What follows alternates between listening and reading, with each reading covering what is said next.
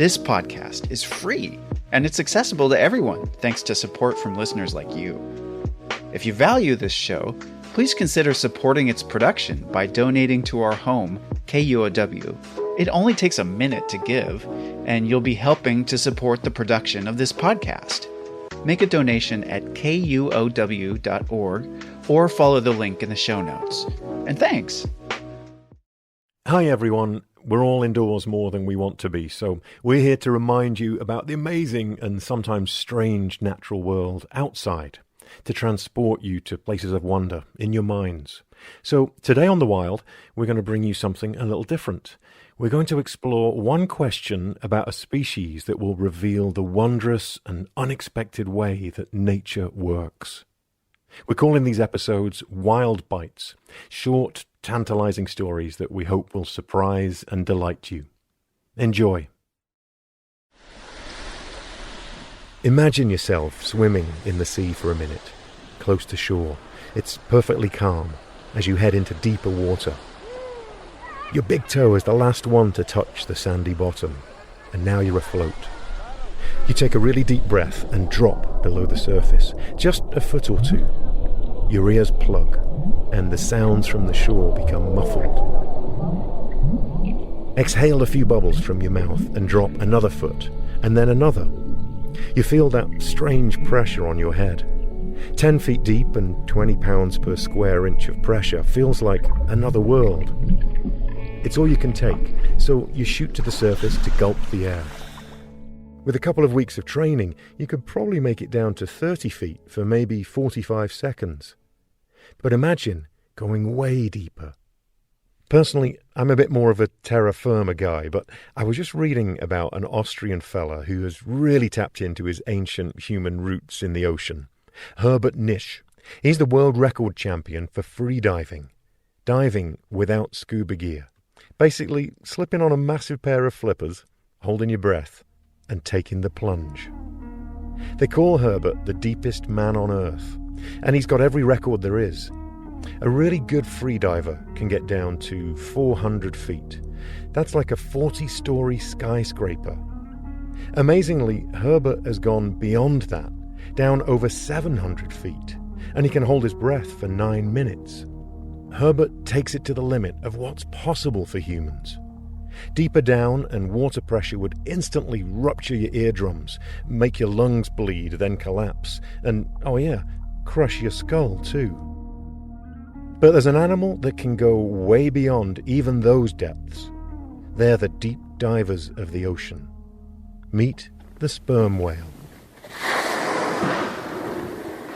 Just how does an animal that's bigger than a large school bus dive 10 times deeper than the limit of an extreme human like Herbert and not, die?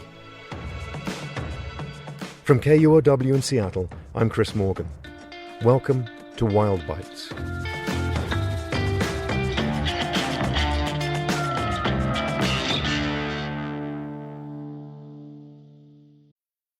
I'm Alex Schwartz. I'm Nomi Fry. I'm Vincent Cunningham, and this is Critics at Large, a New Yorker podcast for the culturally curious. Each week, we're going to talk about a big idea that's showing up across the cultural landscape, and we'll trace it through all the mediums we love.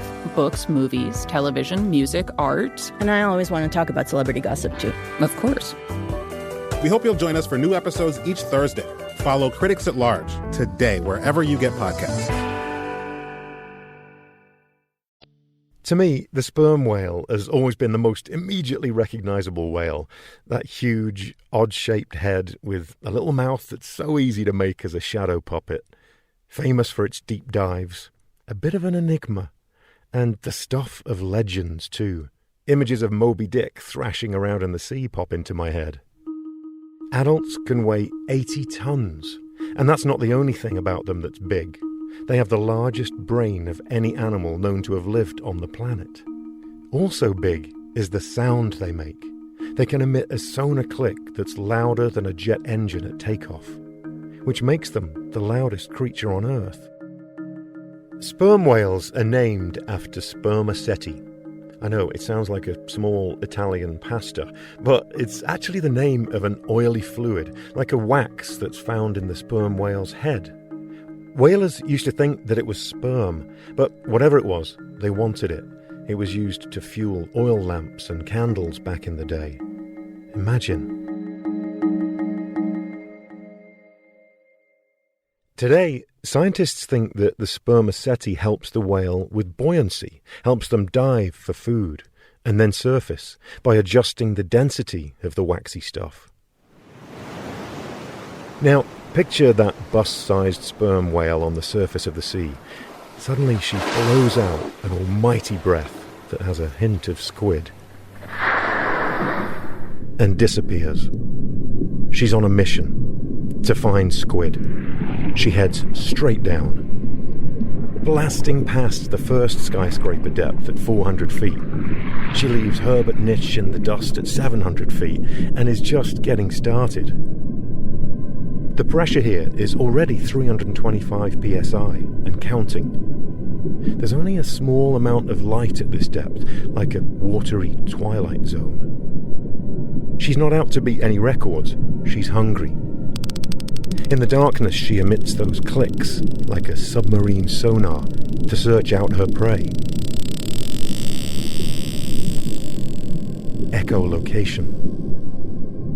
Her giant heart is the weight of 2 humans. It slows right down to conserve oxygen.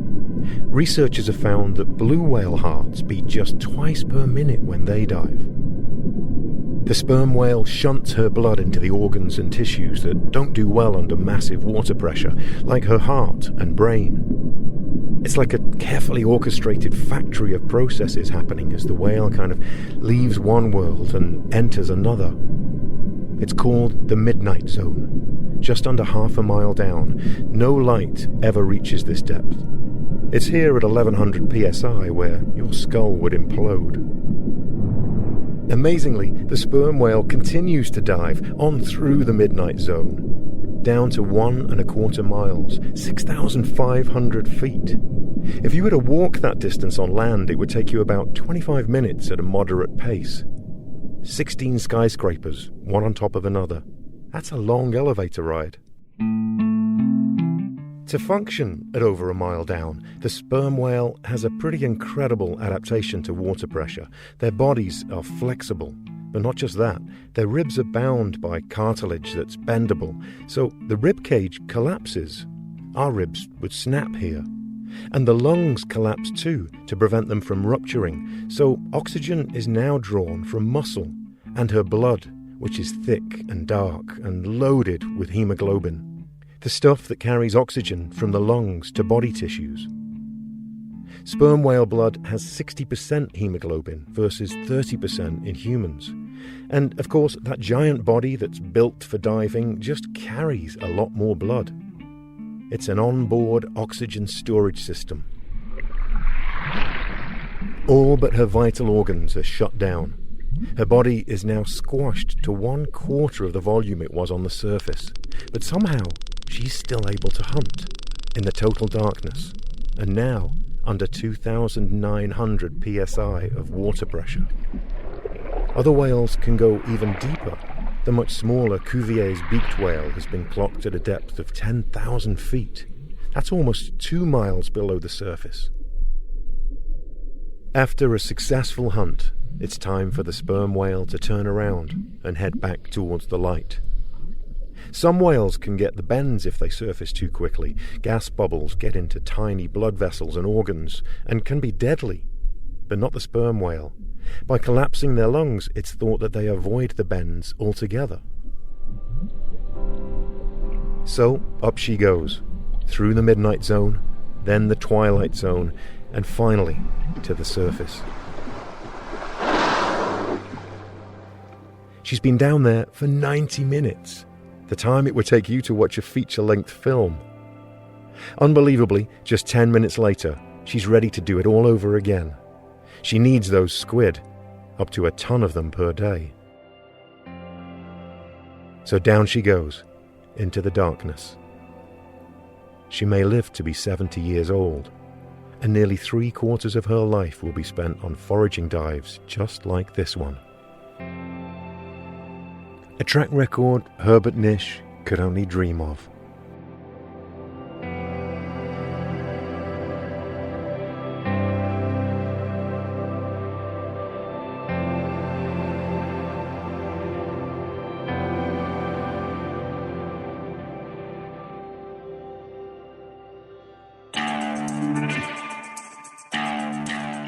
We have loads more information on this incredible species at our website, thewildpod.org, and we'll include a link to some cool underwater sperm whale sounds, including the echolocation clicks that were recorded by Mark Johnson.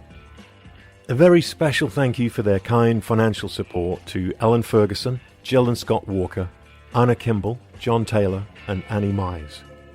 This episode is dedicated to the memory of the amazing artist and my friend Michael Felber. The wild is inspired not just by nature, but by people who work in it, love it, protect it. We have more information on our website, thewildpod.org. The Wild is a production of KUOW in Seattle, Wildlife Media, and me, Chris Morgan. Our producer is Matt Martin. Jim Gates is our editor. Our production team includes David Brown, Juan Pablo Chiquiza, April Craig, Tio Popescu, Mariah Powell, Brendan Sweeney, and Jeannie Yandel. Our theme music is by Michael Parker. I'm your host, Chris Morgan. Thanks so much for listening, and take care of each other.